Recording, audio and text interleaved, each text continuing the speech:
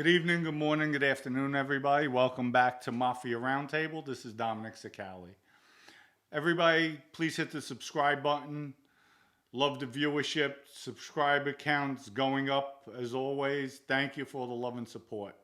Also, I'd like to thank our sponsor, EG Vodka. Go to egvodka.com. Buy your vodka. Excellent vodka on the market. 100% organic, gluten-free, handmade, best vodka out there. Buy EG Vodka. Next day, you'll feel great. You'll feel like you're ready to go work out and conquer the world. Buy EG Vodka. You'll love it. It'll be drop shipped to you. Remember, egvodka.com. This story has to do with Quiet Dom, who at one time is the boss of the Genovese Crime Family.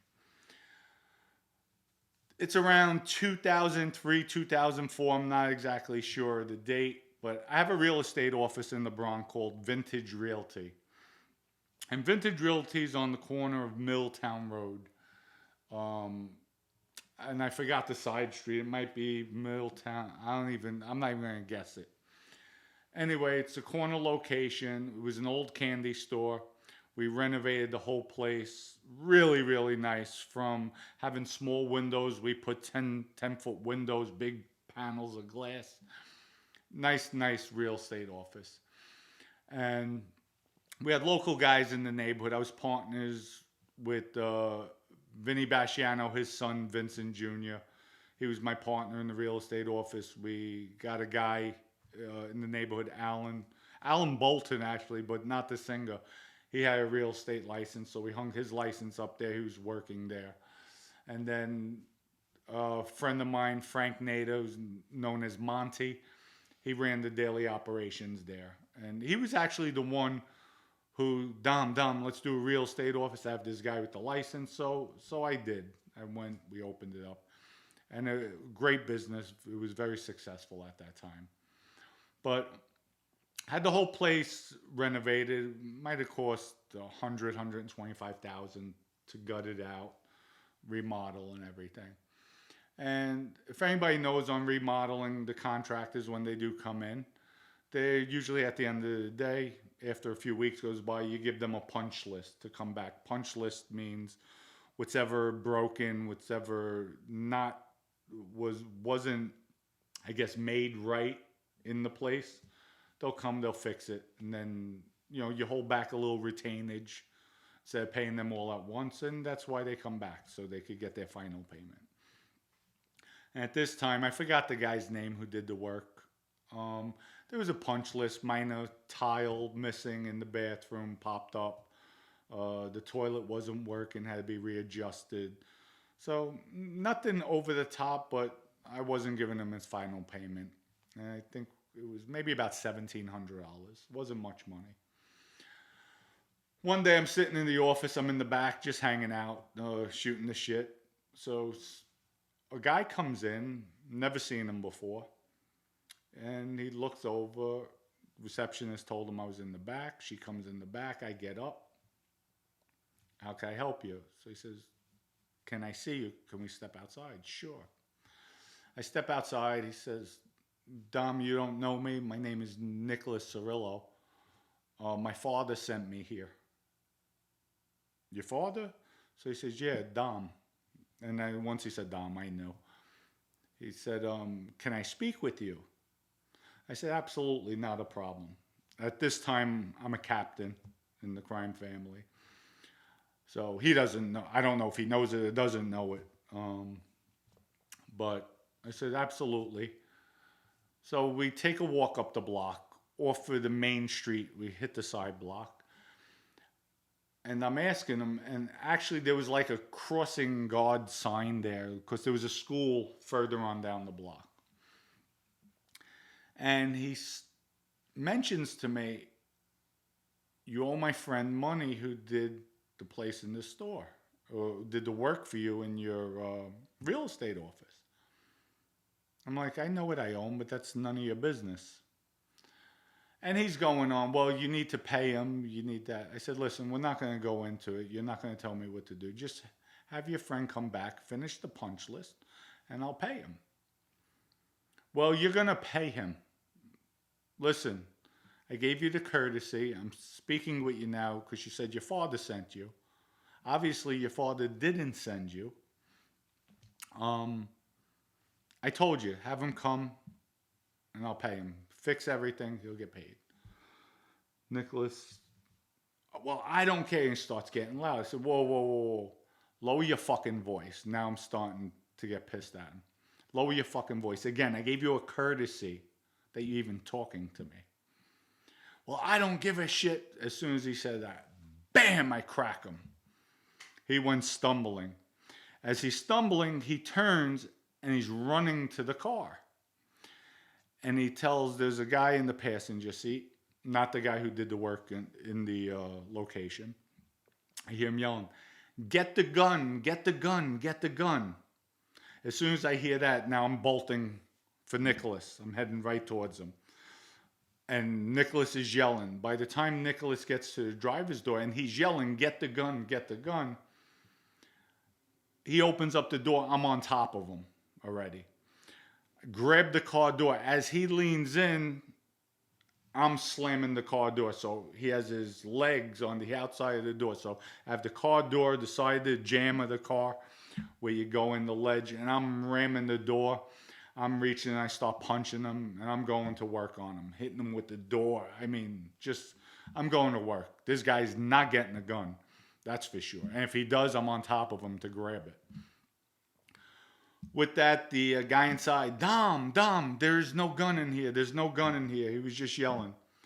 After that, I back up. I back up slowly off of him to see his next move. And the kid in the passenger seat has his hands in the air. Dom, there's no gun.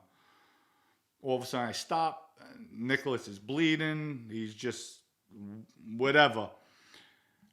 Shuts the door, starts the car, and goes. He had one of those Acura's MDX SUV. Takes off. As he takes off, there's a crowd of people all around. I have my car parked outside. I just get in the car, told the people in the real estate office, go back in. I leave. I hit the corner, make the turn, I'm gone. As that might have taken me 5 to 10 seconds. As soon as and this is what I was told afterwards, as soon as I made that turn, what happens is little Vinny pulls up. As little Vinny pulls up, he gets out of the car. His car is walking in. Now, mind you, I told all my employees, everybody, go back in. They went in. Little Vinny starts walking. Before he gets to the door, all of a sudden, all the cop cars came from every direction. Because I guess people heard, get a gun, get a gun. They didn't know what was going on. And they started asking him questions. Vinny's like, what are you talking about? I just pulled up. And I guess the people that were standing there probably said, no, it wasn't him. So with that, the cops leave.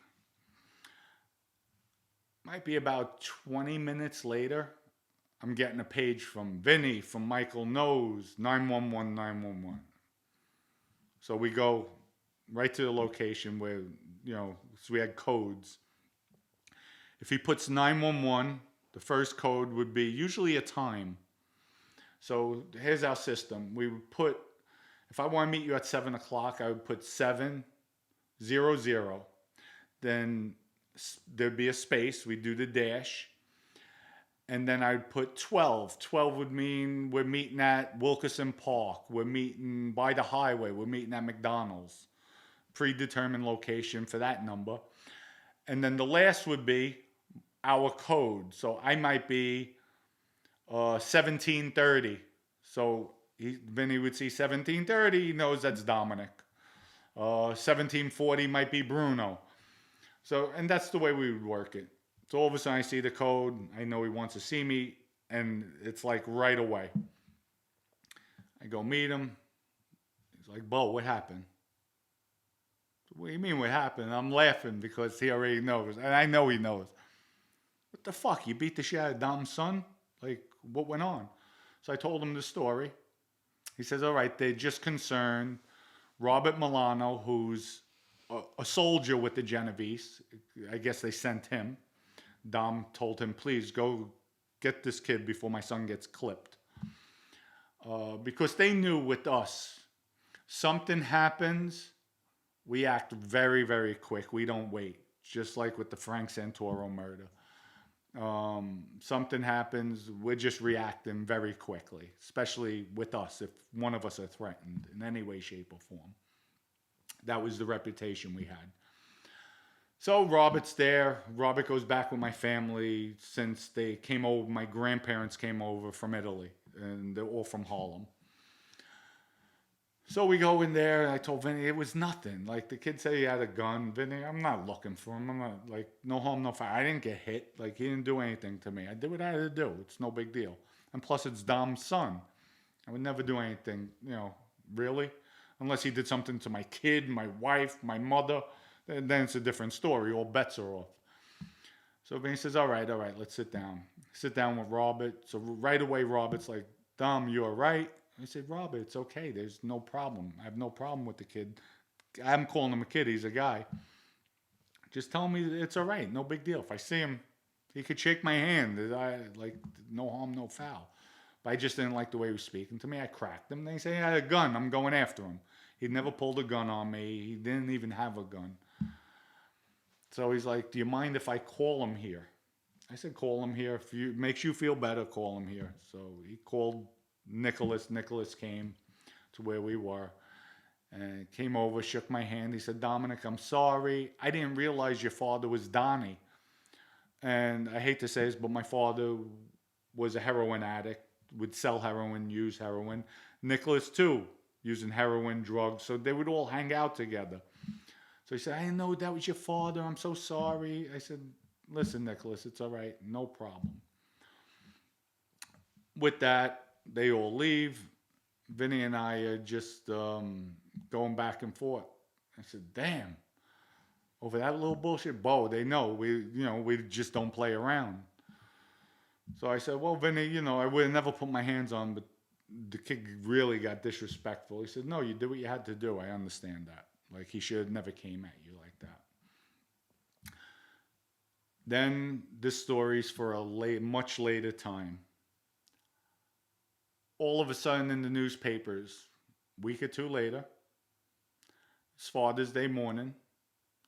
Nicholas Cirillo goes out for a pack of cigarettes. Never comes home. Never seen again. Newspapers. Bonanno Genovese Crime War boss's son gets killed. And they blame us. But that's for a later time. Hope everybody likes this story. And also, just to clarify, newspapers got it wrong because they all blamed the fight was over Vinny Basciano's son and Nicholas Cirillo. Never happened. Just Vinny pulled up at the wrong time, Vinny Jr., and they all thought it was Vinny Jr., the papers, the police. Vinny Jr. had nothing to do with it. It was myself and Nicholas Cirillo. So stay tuned if everybody wants to know what really happened to Nicholas Cirillo that day. This story is going to be a good one. And that's going to come out. I might wait for a while for this one to come out. But if you like the story, hit the subscribe button. Please go to egvodka.com, pick up your vodka. Everybody have a good evening, good morning, good afternoon. Peace out.